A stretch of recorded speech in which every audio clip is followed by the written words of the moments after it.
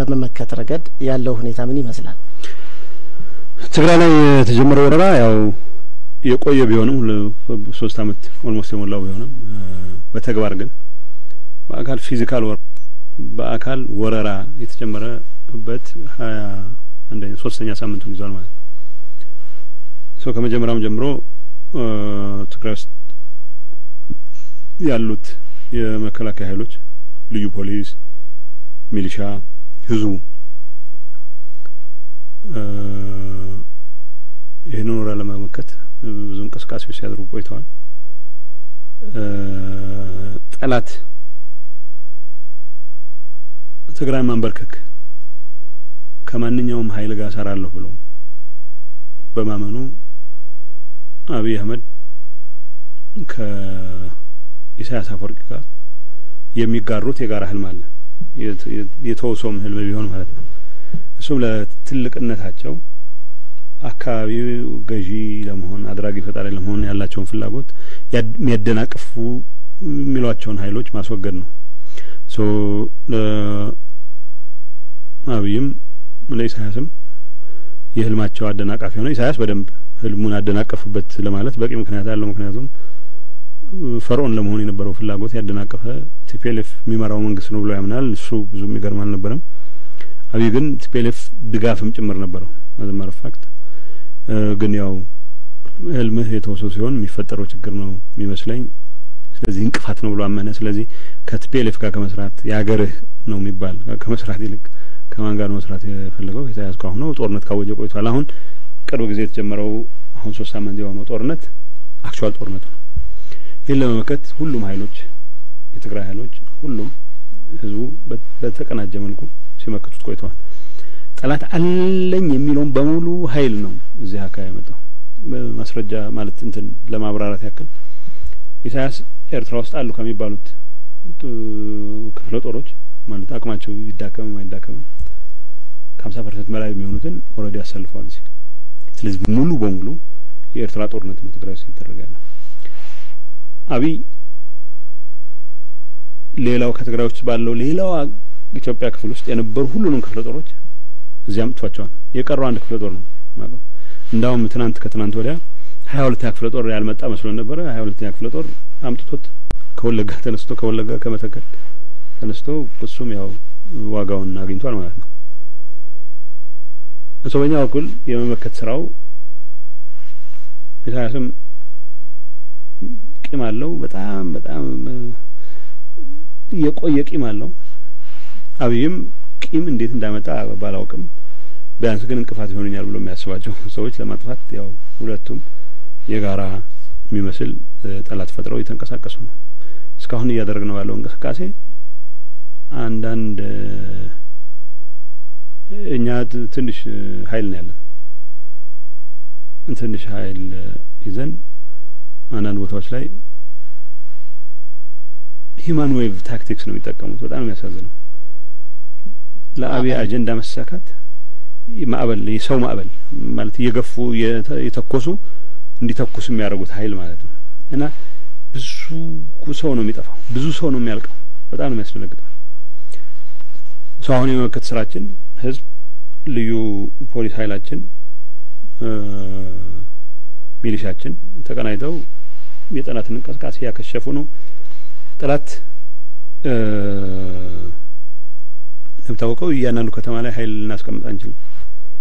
ከተሞች የመግባት ከተሞችን የመዝረፍ ፍላጎት ለምሳሌ ኤርትራ ሰራዊት የኤርትራ እንኳን ማለት ይከብዳል። የህግደፍ ሰራዊት ነው ማለት የህግደፍ ሰራዊት ሲገባ መድፍ ይደበደብና ከተማ በጣም ይቀጠቀጥና ትንሽ ቆይቶ በሁለት አውቶቡስ የሆኑ እንትኖች ድሮ ጥሮታ ወጡ የምትላቸው መኪኖች ይመጣሉ። የቤት በር ገንጥሎ ነው የሚሄዱት። ሆቴል ያፈርሳሉ። ማለት አብይ አህመድ ኢትዮጵያን እመራለሁ የሚል ሰው የኤርትራ ወታደሮች የህግደፍ ወታደሮች ይሄን የሚፈቅድበት ምክንያት የጋራ ጠላት ስላገኙ ነው። ስለዚህ ይሄን እነዚህን መንታ ጠላቶች የመመከት እንቅስቃሴ ያደረግን የመጣ ነው። የተሳካ ውጤት የሚያስመዘግብ ነው። የአብይና የኢሳያስ ወረራ ምን ትርጉም ነው ሊኖረው የሚችለው? ትርጉሙ ምንድነው? ካልተገታ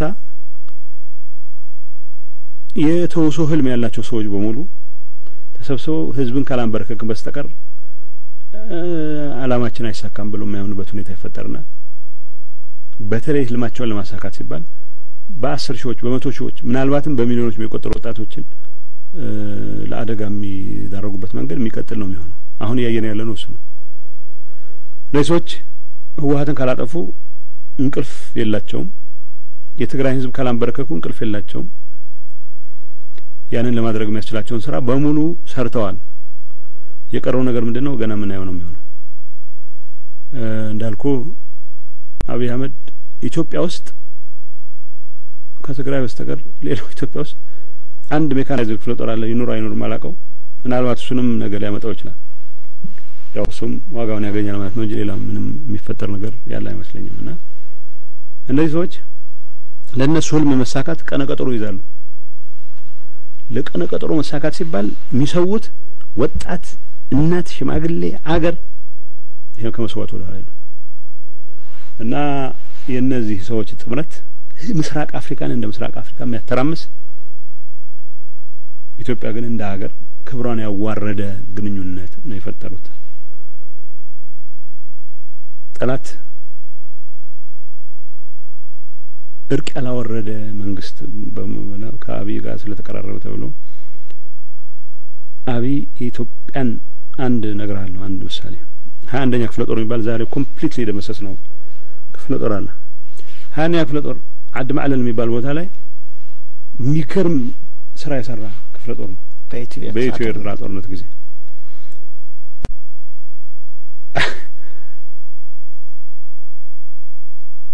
የህግደፍ ጀነራሎች በትዕቢት ኢትዮጵያውያንን እናንበረክካቸዋለን ልክ እናስገባቸዋለን ሲሉ ሲፎክሩ ፎከራቸው መና ያስቀረ ክፍለ ጦር ነው። አሁን በትግራይ በህግደፍ ኮሎኔሎች የተመራ ትግራይን ሊወር መጣ። ከነ ሄሊኮፕተሩ ከነ ታንኩ ዶጋመዶ ነው ቀረዚ። ሀፍረትም ነው የሚሰማኝ። ኢትዮጵያን በክብር ያስጠሩ ክፍለ ጦሮች ሳይቀር የአብይ አህመድ ጉዳይ ላይ ርዕስ አይደለም። 21ኛ ክፍለ ጦር ሲባል በነገራችን ላይ ያዘው የነበረ ሰው ያለ እዚህኛ ጋር ነው። የኢትዮጵያን ክብር ከፍ እንዲል ሰንደቀው እንዲውለበለብ የሰራ ክፍለ ጦር ያኔ ልካቸው ማሳያቸው ኮሎኔሎች እየታዘዘ የራሱን ህዝብ ሊወጋ መጥቶ ዶጋመድ ሲሆን ከማየት የበለጠ የሚያሳፍር ነገር የለም። ይሄው ነው ውጤቱ ነው። የቀን ቀጠሮው ከነሱ ዘንዳ ከየዛሬው የጦር ውሎ ዜና አጋራ እንጻጽረው ቢነግረው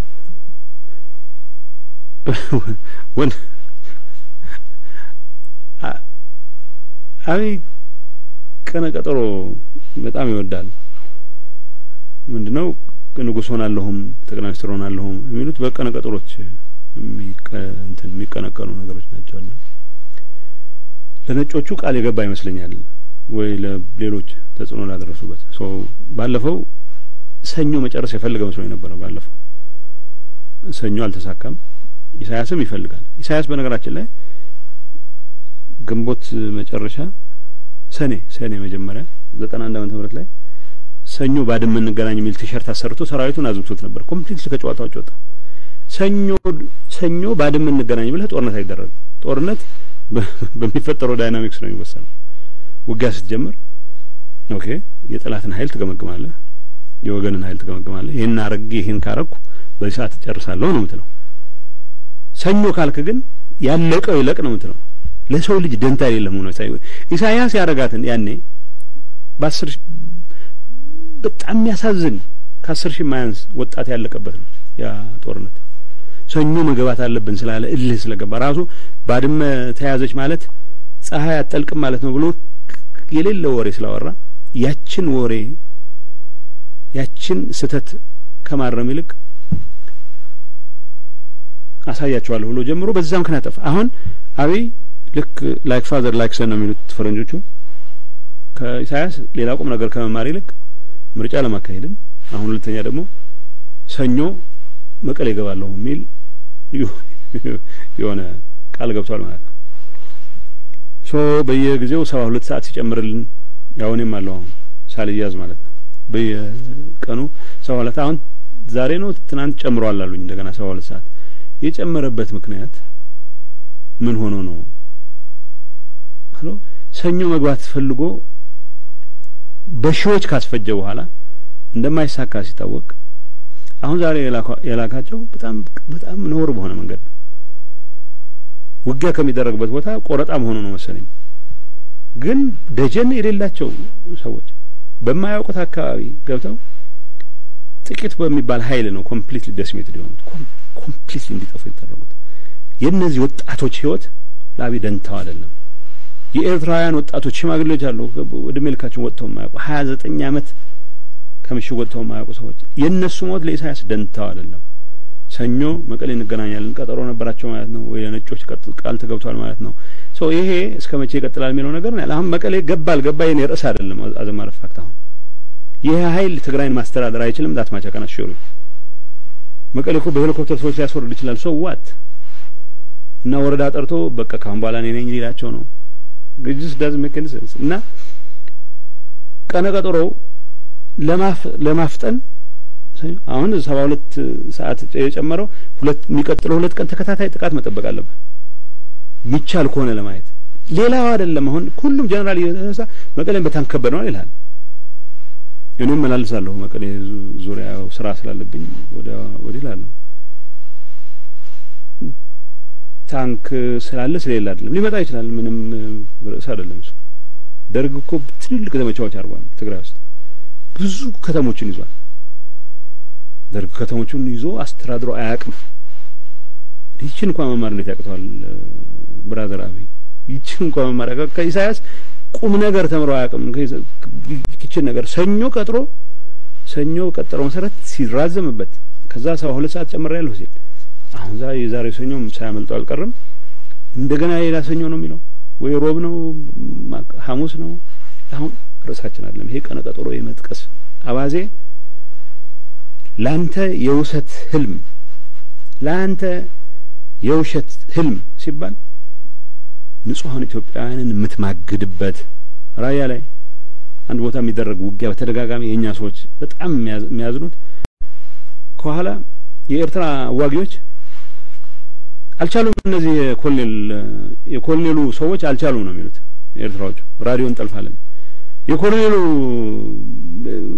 እንስሶች አልቻሉም ነው የሚሏቸው ስለማይፈልጉ ነው ትግራይ ሄደህ ምን ምክንያት ተገኘ ብለህ ነው ግጠምት ነው ኢትዮጵያን ሰራዊት ሶሞጋት አይፈልጉም ከዛ በኋላ እየተኮሱባቸው ይዋጋሉ ከኛ በኩል የሚተኮስ ዶሽቃ ያሳረራቸዋል ከዛ በኩል ለምን ሸቻችሁ ተብሎ በጥይት ያራሉ አስከሬን ስላላሳየው ሰው ማይነቃ እንኳን ችግር ነው እያንዳንዱ ቤት ያውቀዋል ምን ያክል ሾች ለአብይ ቀነቀጥሮ መከበር ሲባል እየተሰው እንደሆነ እና የቀነቀጥሮ በሽታ ከኢሳያስ የወረሰው በሽታ ነው የሚያሳዝነው ግን በርካታ ሾች ወንድሞቼ ነው የቀኑ ያጣዋለው በዚህ የተምታታ ህልም ምክንያት ካሁን በኋላ ጦርነቱ ምን መልክ ያዘ ሊሄድ ይችላል በትግራይ በኩል ምንድነው ያልን ያለ ነው የህዝባዊ ጦርነት ነው አሁን ዛሬ ሰምተህ ከሆነ ያደግራት ሚሊሻ ኋላ ገብቶ መደረግ ያለበትን ያረጋል ህዝብ አድዋ ያለ ህዝብ ራያ ያለ ህዝብ ተንቤን ያለ ህዝብ ይጠላት እንቅስቃሴ ይሄ ደጀን የለው እንትን የኢትዮጵያ ሰራዊት ነው ተብሎ የመጣ ኃይል የኤርትራን አምባገነን ሰዎች ደጀን ብሎ ሲመጣ ዋና ስራው ከተሞችን ማፍረስ ሲሆን ዋና ስራው ከተሞችን መቀጥቀጥ ሲቪሊያን መግደል ሲሆን በር ገንጥሎ መውሰድ ሲሆን ይሄንን እያንዳንዱ የትግራይ ተወላጅ ጠበንጃ ያዘም ያለያዘም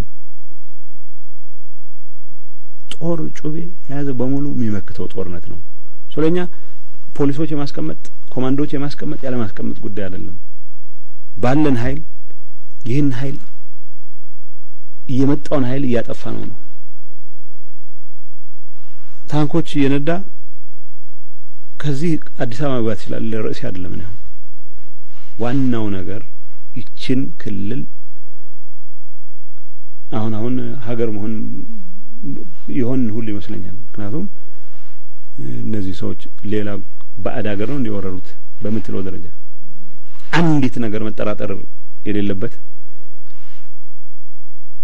አገር ማዳን አገር ማልማት የሚጠበቅባቸው ሰዎች የአብይን የተምታታ ህልም ለማሳካት ብለው እዚህ ሲመጡ ለማረድ ሲመጡ ይታረዳሉ ምንም ጥያቄ የለውም ያሳዝነኛል ይሄንን መናገር መቻል በዚህ ሰዓት ተስተጋግዘን ስለማልማት ነበር ማውራት የነበረብን ተጋግዘን ሀገሪቱን የተሻለ ደረጃ ስለማድረስ ነበር ማውራት የነበረብን በኔ እምነት ስለ መተላለቅ ስለ ገሎ መፈከር ምናገርበት ሰዓት ነው ያላምንም ነበር it's very unfortunate ስለዛ ነው ያወራሉት ስለዚህ የጦርነቱ ባህሪ ምንድነው የሚለው ይህ ህዝብ ጦርነት ነው ያደረግን ያለነው ህዝብን ለማንበርከክ ማንነቱን ለመሻር ህልውናውን አደጋ ላይ ለመጣል የሚደረግ ጦርነት ነው ይሄን ጦርነት ለመከላከል እገሌ የሚባል ነገር የለም ሁሉም ያው በአማርኛ ነው የሚባለው ከሊቅ እስከ ደቂቅ እየተሟገቱ ያለው ጦርነት ነው በተግባርም ደግሞ እያሸነፍ ነው ያለው ጦርነት ነው በተለያየ መልኩ መንደር ቀይረን ሰፈር ቀይረን ክፍለ ከተማ ቀይረን ይሄ